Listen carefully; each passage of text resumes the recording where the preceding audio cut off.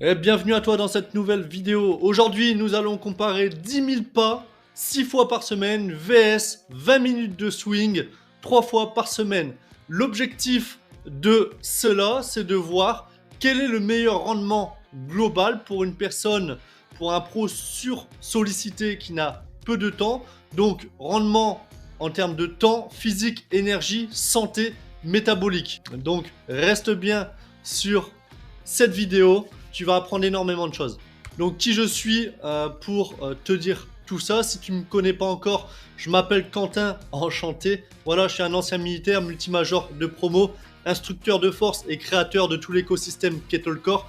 Donc, un accompagnement en one-to-one pour les dirigeants, entrepreneurs et cadres qui bossent entre 50 et 60 heures par semaine, qui sont épuisés physiquement, mais voilà, qui refusent d'accepter un corps qui ne suit pas leur niveau mental ou même d'exigence. Et également, on a une école de masterisation des kettlebells.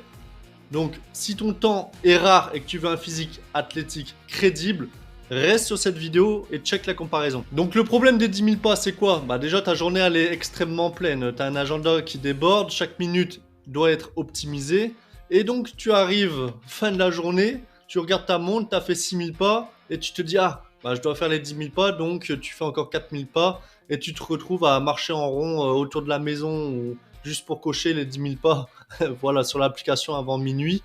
Donc c'est très bien, c'est une bonne chose. Tu as coché ton petit anneau sur l'application, mais par contre, au niveau du physique, il n'y a rien qui change. Ton dos, il est toujours raide. Voilà, tu as toujours ton ventre. Également, au niveau de ton énergie, ça fluctue. Et tu as toujours zéro vraie évolution athlétique. Voilà, donc tu investis du temps, mais le retour, il est faible. Le mythe des 10 000 pas, c'est quoi? Alors, le chiffre des 10 000 pas, ça vient pas d'une grande découverte scientifique. À la base, c'est un slogan marketing japonais des années 60 pour vendre un podomètre. Voilà. Donc, il n'y a aucune étude qui dit 10 000 pas par jour, il faut faire les 10 000 pas par jour. Il y a des études sur du 4 à 7 000 pas où on voit des très bons bénéfices sur la santé, mais au-delà de 7 000 déjà, les gains, ils sont très faibles. Voilà. Donc oui, marcher, c'est sain, c'est une très bonne chose, mais non, 10 000 pas, c'est pas un seuil magique. Même maintenant, on voit même la mode des 20 000 pas. Ceux qui vendent ce type de choses, ils ont strictement rien compris au temps d'une personne qui a des enfants, une vie de famille, un travail avec beaucoup de responsabilités. On peut pas tous marcher pendant 2 heures par jour. Voilà. Et donc, ce n'est pas du tout une méthode de transformation. C'est un plus, c'est un fond de santé. Donc, on va faire une comparaison en termes de temps. On va comparer deux scénarios réalistes. Donc, option A, 10 000 pas. Donc, ça fait entre 1h15 et 1h30 de marche par jour. 6 jours par semaine, donc environ 9 heures de marche par semaine. Et l'option B, ça va être des swings avec la kettlebell. 20 minutes par séance, 3 séances par semaine, donc environ 1 heure d'entraînement par semaine. Donc, d'un côté, on a 9 heures par semaine et l'autre on a 1 heure. Donc la question est simple. Est-ce que 9 heures de marche apportent vraiment plus de résultats globaux qu'une heure de swing intelligemment structurée? Alors, ce que la marche apporte vraiment, parce que soyons justes, la marche, ça a des bénéfices. C'est très bien. Donc au niveau de la santé cardiovasculaire de base, elle améliore ta santé au niveau de ton cœur, gestion de ta glycémie, surtout si tu marches après un repas, et ça améliore le stress, également la clarté mentale. Par exemple, si tu as un travail qui demande de la créativité, c'est très bien d'aller faire une balade en nature, etc. pour trouver des idées pour la clarté mentale, parce que du coup, plus tu as de clarté mentale, plus là-dedans, il y a moins de brouillard. Voilà. Donc c'est un très bon fond de santé, la marche, mais ce n'est pas l'outil le plus efficace pour construire un physique athlétique, développer de la puissance. La puissance, je le répète, c'est extrêmement important, notamment quand on vieillit. C'est d'autant plus important parce qu'on la perd. Et donc si tu veux garder ce côté vif, ce côté réflexe, tu dois travailler ta puissance. Également pour transformer ta silhouette et corriger ta posture. Les limites de la marche, c'est quoi? C'est que tu as un stimulus musculaire qui est faible. Tu as peu de recrutement de fibres puissantes à contraction rapide. Tu as une tension mécanique qui est très limitée sur ton corps et très peu d'impact sur la masse musculaire et la densité. Donc sur un planning qui est déjà saturé, investir 9 heures dans un stimulus aussi doux, c'est un ROI extrêmement faible. Si ton objectif c'est d'avoir un corps fort, athlétique et crédible avec une bonne posture, sans douleur, etc., le ROI il est extrêmement faible. 9 heures, c'est énorme. Tu fais 9 heures de kettlebell, pendant 6 ans tu pars au JO. Enfin, tu peux, même 9 heures de kettlebell par semaine, faut avoir une bonne récupération, quoi. Donc, maintenant, on va voir les swings. Donc, face à la marche, nous avons mis les swings. Donc, les swings, c'est un mouvement explosif de hanche qui sollicite fessiers, ischio, dos, abdos et poigne, du coup, le grip. Donc, on vient faire un travail de cardio à haute intensité. Derrière, on a un renforcement musculaire et également rééducation posturale, notamment pour les personnes qui sont assises. Le travail de toute la chaîne postérieure qui devient molle et faible au fur et à mesure des années de sédentarité. On retravaille tout cette zone, ce qui évite les douleurs genoux, hanches, même au niveau du dos. Voilà, on rééquilibre et on restructure tout le corps. Donc un seul mouvement, plusieurs adaptations utiles.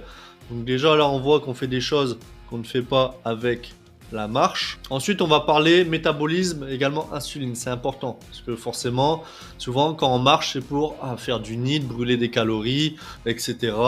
Voilà, perdre du gras, s'affûter. Donc sur le plan métabolique, les swings, ça change la donne complètement. Un bloc de swing à bonne intensité, bien fait, bien entendu. Ok. Trop de personnes ne savent pas utiliser une kettlebell et disent « Ah bah moi je m'entraîne à la kettlebell parce que c'est trop bien ». Oui, mais bon, ça reste un outil comme les autres. Si tu ne sais pas le maîtriser et tu n'as pas les points techniques et également comment bien faire une programmation, forcément ça va toujours être mieux. Mais est-ce que tu veux quelque chose de juste mieux ou quelque chose d'excellent? Voilà. Donc, un bloc de swing à bonne intensité monte rapidement ta fréquence cardiaque, recrute vraiment énormément plus de 300 muscles. Donc pour tous tes muscles, c'est extrêmement bien. Et également, ça crée un stress métabolique significatif qu'on va voir, très important. Donc tu vas améliorer ta tolérance au glucose. Donc la tolérance au glucose, c'est la capacité de ton corps à gérer une montée de sucre dans le sang après un repas sans exploser les compteurs. Okay, donc ton corps gère mieux le sucre qu'il absorbe. Tu vas augmenter ta sensibilité à l'insuline. Donc la sensibilité à l'insuline, c'est à quel point tes cellules répondent bien à l'insuline. Donc l'insuline, c'est une hormone pour faire entrer ce sucre dans le muscle plutôt que de le laisser traîner dans le sang ou le stocker en gras. Plus tu es sensible à l'insuline, plus ton corps gère efficacement les glucides.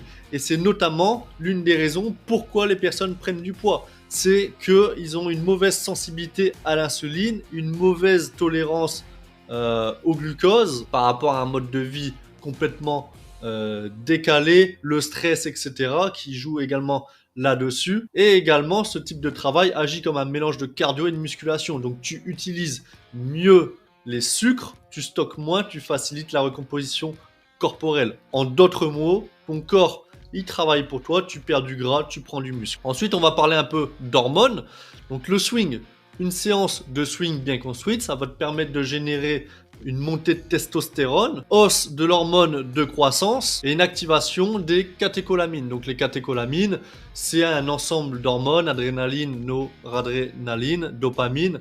Okay, donc c'est des hormones de stress et de performance de ton corps qui sont libérées lors d'un effort intense. Et du coup derrière, ça accélère le cœur, ça mobilise le sucre, les graisses comme carburant et ça te met en mode action. Donc traduction de tout ça, ton corps reçoit le message, on doit se renforcer, gagner en muscle, en capacité, en puissance. A l'inverse, une marche, même longue, envoie un signal beaucoup plus neutre. Tu n'as pas ce type de choses, que ce soit sur ce qu'on a vu ici, sur ce que là on travaille, sur également le travail sur le métabolisme, l'insuline, tout ce qui est lié un peu à la gestion du sucre, et également au niveau hormonal. Tu n'as pas tout ça. Et c'est ça qui va te transformer. Donc la marche, voilà, ça parle un petit peu entretien. Les swings, ça parle langage hormonal, adaptation positive. Après également, on va avoir un côté afterburn. Et également, travail de posture avec les swings. C'est-à-dire que l'afterburn, même après tes sessions de swing, ton corps va continuer à travailler pour toi par rapport à ce que tu as demandé de faire. Donc les swings construisent à une chaîne postérieure forte, comme on l'a vu en début de vidéo, donc des fessiers plus puissants, notamment très important, parce qu'aujourd'hui avec notre mode de vie sédentaire, on est beaucoup trop assis, on a une maladie qui arrive, je le vois chez toutes les nouvelles personnes que j'accompagne, c'est l'amnésie fessière. Ils ne savent plus contracter leurs fessiers. Et ça, c'est quoi la cause de ça, c'est le fait de toujours être assis. Les fessiers sont endormis. Et le problème de ça, c'est que ça crée des douleurs au lombaire. Et également, tu perds énormément de force et de stabilité. Parce que tes fessiers, c'est ton centre, comme les abdos. Et c'est ton vecteur de force le plus puissant de ton corps. Voilà, mais s'ils sont endormis, tes lombaires vont compenser à la place de tes fessiers. Enfin, voilà, etc. Il faut travailler ses fessiers. Après, tu vas avoir un dos plus solide et un gainage beaucoup plus efficace. Donc, tu améliores ta posture, tu protèges ton dos des heures que tu passes assise. Voilà. Donc, comparé à la course, tu vas pas muscler tes fessiers. À la marche, tu vas pas muscler tes fessiers, tu vas pas avoir un dos plus solide, tu vas pas avoir un gainage plus efficace. Sauf si, bon, on s'écarte un petit peu, mais vaut mieux marcher moins, mais avec un gilet lesté par exemple. Ça va être plus efficace, plus intéressant. Ou un sac à dos, type marche militaire. C'est pour ça qu'à l'armée, on marche beaucoup, parce que c'est un excellent exercice. On marche beaucoup avec du lest, donc armement, tenue de combat, sac à dos, etc. Donc on est sans arrêt lesté, on fait pas des marches à vide. Donc synthèse de tout ça, si on met tout ça à plat, 10 000 pas, environ 9 heures par semaine, ça va être bon pour la santé de base, bon pour le stress, voilà un peu la glycémie, mais ça a un impact limité sur ta force, ta masse musculaire, la posture et la puissance. Pour 9 heures par semaine, énorme. Les swings, environ 1 heure par semaine, stimulus fort sur ton métabolisme, améliore la santé, la sensibilité à l'insuline. Voilà, tu vas construire du muscle qui est fonctionnel, renforcement du dos, de ta posture, développement de ta puissance et génère un afterburn puissant. Donc même après ta session de swing, quand tu vas t'asseoir au bureau, ton corps il va continuer à cramer de la calorie et travailler pour toi dans le bon sens du terme. Et du coup, le plus important forcément, quelle est notre ressource la plus précieuse de notre journée? Oui, il y a l'énergie par rapport à nous, mais sinon, c'est le temps. On a tous 24 heures. On a tous la même heure dans la même journée. Donc, celui qui a plus d'heures dans sa journée, forcément, il peut faire plus de choses et il a une vie plus agréable. Si tu as plus de temps, tu peux passer plus de temps en famille, avec tes enfants, à travailler sur un projet, à développer un business, à faire ce que tu veux. Ou pourquoi pas, si tu veux maximiser tes performances en sport, ce temps gagné, tu le mets sur des choses à ROI plus élevé que de la marche. Donc derrière, tu vas récupérer environ 8 heures de temps par semaine. Si tu remplaces tes 10 000 pas par notre protocole de swing, 20 minutes, tu peux même faire 10 minutes par jour, environ 100 swings, si tu fais un départ toutes les minutes à 10 répétitions. Pourquoi j'ai pas mis 20 minutes de swing par jour? Parce qu'il faut quand même un minimum se reposer. Voilà. Donc 3 fois par semaine, c'est très bien. 3 fois, 4 fois, ça va dépendre du volume. Mais 20 minutes 3 fois, c'est bien. Si tu fais 10 minutes, tu peux viser 5, 6 fois. Voilà, tu lisses en fait. Et donc pour une personne qui est surbookée, la conclusion est difficile à ignorer. Tu peux pas ignorer ça, sauf si tu es complètement fou. Mais imagine-toi, 8 heures de temps par semaine, ça fait un peu plus de 30 heures de gagner par mois. 30 heures, imagine par an, c'est des centaines d'heures, plus de 300 heures. 300 heures, imagine ce que tu peux faire. Tu peux avoir un nouveau skill chaque année. Et tu as des personnes qui sont là pendant 3-4 ans, leur physique ne bouge pas, ils sont toujours en train de courir après les 10 000 pas. What the fuck? Comme un hamster dans la roue. Je sais pas pourquoi il fait les choses. Je dois compléter les 10 000 pas parce que je vois sur les réseaux qu'il faut faire 10 000 pas. Voilà. Mais non, c'est pas comme ça que ça marche. Voilà. Donc choisis des choses à ROI élevé pour toi. L'entraînement doit servir à ta vie et pas l'inverse. Donc, il faut changer vraiment de croyance. Ce qu'on veut, c'est pas juste changer une habitude, mais changer une croyance centrale. Le mythe des 10 000 pas qu'on voit partout, c'est vraiment un truc de rookie, quoi, de débutant plus, de mecs qui comprennent absolument rien à l'optimisation de leur journée, vraiment. Mais si t'es un pro surbooké, un entrepreneur, un dirigeant, un cadre, et chaque minute compte, tu dois vraiment te focaliser sur le ROI de tes entraînements. Le but, c'est pas de s'entraîner le plus par semaine. Non, le but, c'est de s'entraîner le moins, mais d'avoir le plus de résultats. Donc, pense ROI. Donc, la croyance, je dois faire 10 000 pas par jour pour être en forme, ça, tu la mets de côté. Si tu veux, tu fais 5 000 pas ou t'en fais moins. Mais du coup, même si tu fais 5 000 pas, au lieu de faire 1h30 par semaine, tu marches 40 minutes. Enfin, 1h30 par jour, tu marches 40 minutes. Derrière, tu peux faire même tes swings. tu auras un ROI du coup plus élevé et tu feras toujours tes pas. Parce qu'entre 4 et 7 000 pas par jour, c'est là où tu as le plus de bénéfices. Donc ça sert à rien déjà d'aller au-delà. Mais même si tu vises 4 000 pas par jour, c'est excellent. Derrière, si tu fais quelque chose avec un ROI plus élevé, avec ce temps gagné. Et donc la nouvelle croyance, c'est ce qu'il faut se mettre en tête, c'est je dois choisir le stimulus le plus rentable pour mon temps et pour mon objectif. Est-ce que marcher 9 heures pour avoir un physique fort, athlétique, crédible, améliorer sa posture, faire un travail d'antisédentarité, travailler sur ses hormones, etc. Est-ce que c'est mieux de faire 9 heures de marche par semaine ou 1 heure de swing? C'est très vite répondu. Voilà. Donc, pour une personne sursollicitée, ce stimulus n'est certainement pas 9 heures de marche. C'est 1 heure à 2 heures d'entraînement intelligent, dont les swings sont un pilier. Là, on parle que de swing, il y a d'autres choses qu'on peut mettre en place. Mais là, c'était pour vraiment faire une base. Voilà, parce que les kettlebells, la base, c'est le swing. Mais imagine-toi, si tu as un niveau plus élevé, tu mets des choses, des protocoles un peu plus poussés avec les kettlebells. Le stimulus, le ROI va être encore plus élevé. Voilà. Donc maintenant, reste 2-3 minutes. J'ai quelque chose à te présenter. Voilà. Si tu souhaites intégrer le travail des kettlebells dans ton quotidien sans te perdre, sans faire des erreurs et sans passer des mois en essais-erreurs, voire même années, j'ai créé une école dédiée à l'apprentissage de la kettlebell.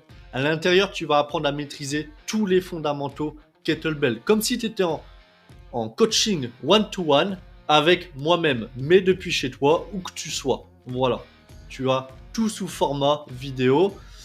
Chaque mouvement est décortiqué, démontré, corrigé, comme un coaching privé, mais à ton rythme. Je vais te donner tous les secrets que je donne à mes clients depuis des années. J'ai accompagné des centaines de personnes. Je vais te donner tous mes secrets, comment apprendre à maîtriser une kettlebell. Sur tous les exercices, tous les fondamentaux.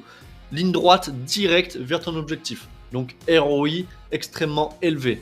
Voilà, ROI par rapport à l'outil, mais ROI par rapport au temps que tu vas gagner à ne pas vouloir essayer tout de ton côté. Voilà, tu te fais mal, tu comprends qu'il faut faire ça comme ça, et ainsi de suite, ainsi de suite. Donc la plupart des gens passent des heures à s'entraîner pour rien. Je le vois tous les jours. Tous les jours. J'accompagne pas que des débutants, j'accompagne des personnes qui sont, voilà, des mecs qui font du crossfit, des militaires, etc., qui sont déjà on va dire des sportifs amateurs. Et je vois quand je fais un diagnostic de base, il y a beaucoup trop d'entraînement pour rien. Voilà, plus c'est juste plus. Parfois c'est pas forcément mieux. Ils multiplient les exercices, les machines, les programmes, voilà, mais n'obtiennent ni physique athlétique ni liberté parce qu'ils sont privés, ils sont en manque de temps parce qu'en fait leur entraînement, il y a beaucoup trop de choses. Voilà, l'entraînement, il faut qu'il te serve à la vie. C'est pas ta vie qui doit te servir à l'entraînement. Garde ça en tête. Donc, la kettlebell, c'est vraiment l'outil que personne ne maîtrise vraiment en France. Et pourtant, aucun autre ne rivalise en efficacité. Aucun. Il n'y a aucun outil qui rivalise avec la kettlebell. En termes de temps d'apprentissage pour avoir des bons résultats et ROI sur l'ensemble des capacités physiques du corps. Il n'y a aucun. S'il y a une deuxième chose qui pourrait à la limite rivaliser, j'ai envie de te dire, c'est peut-être des figures ou de la force au poids de corps. Et encore, tu n'as pas ce travail de puissance, sauf avec des push-ups, mais il faut déjà avoir un niveau très élevé pour faire des push-ups en mode balistique. Et tu n'as pas ce travail, en fait, de flexion-extension de hanche qui est la base des kettlebells. Et c'est ça qui est très puissant. Parce qu'en fait, on vient travailler toute la chaîne du corps. Donc, c'est pour ça que, par exemple, dans Kettle Core 5, le programme d'accompagnement, là, c'est la school. Derrière, on a un programme d'accompagnement one-to-one. On met en synergie du poids de corps et de la kettlebell parce que les deux ensemble, c'est game changer. Vraiment. Donc voilà, c'est à toi de décider. Aujourd'hui, tu as vu noir sur blanc que 9 heures de marche par semaine, ça optimise surtout le fond de ta santé de base. Voilà, un petit travail sur le cœur, un petit peu de mouvement pour la circulation, etc. Alors que 1 heure de swing bien structuré crée des adaptations profondes sur ton métabolisme, ta masse musculaire, ta posture et ta puissance. Voilà, donc tu peux de ton côté soit continuer à courir 10 000 pas en espérant que ça finisse par se voir dans le miroir, ou tu peux décider de passer à un entraînement précis, rentable, adapté à ta vie de leader, ok, où tu dois chercher du ROI. Donc si tu respectes ton temps, ton corps et que tu vas apprendre à utiliser la kettlebell comme un levier de performance globale, pas comme un gadget ou un gadget fitness comme on peut voir les gens sur Instagram qui comprennent pas comment on utilise vraiment une kettlebell avec un travail athlétique de puissance et également de qualité. Bah écoute, je t'invite à rejoindre notre school Kettlecore. Le lien, il est sous la vidéo. À toi de décider comment tu vas investir tes prochaines heures. On se retrouve sur une prochaine vidéo. J'espère que je t'ai fait gagner beaucoup de temps avec une petite vidéo de 20 minutes. Tu vas gagner des heures. Voilà, je te souhaite une excellente journée. Salut!